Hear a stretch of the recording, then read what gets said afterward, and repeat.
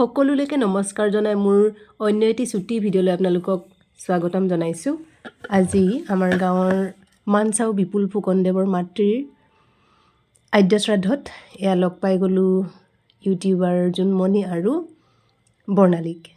আৰু বহুত দিনৰ মূৰত যিহেতু লগ পালোঁ, কথা পাতিলোঁ, বহুত কথাই পাতিলোঁ, ভাল লাগিলে। ফেচবুক সম্বন্ধে পাতিলোঁ, ইউটিউব সম্বন্ধে পাতিলোঁ, কাৰণ আমি পেজবোৰ মোৰ শেষ হোৱাৰ পাছত বিশেষকৈ মই পেজবিলাক বা চেনেলটো, মোৰ ইউটিউব চেনেলটো মই আগবঢ়াই নিব পৰা নাই।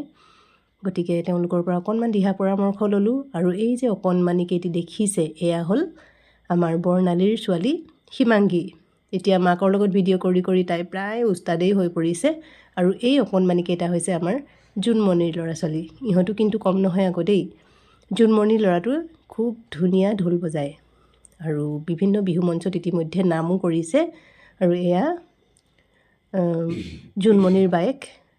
আৰু এয়া এনেদৰে সকামখনতে লগ পাই বিভিন্ন কথা পাতিলোঁ। যিহেতু লগেই নাপাওঁ, গতিকে অপ্ৰাসংগিক হ'লেও কিছুমান কথা পাতিব লগা হয় কিছুমান ঠাইত। গতিকে আমি আমাৰ ধৰণে পাতি ল'লোঁ। খুব কম সময় লগ পাওঁতে কম সময়তে যথেষ্ট কথা পাতিলোঁ।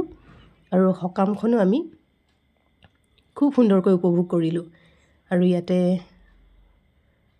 সকলো তেওঁলোকৰ আত্মীয় কুটুম্ব সকলো আহিছে তেওঁলোক।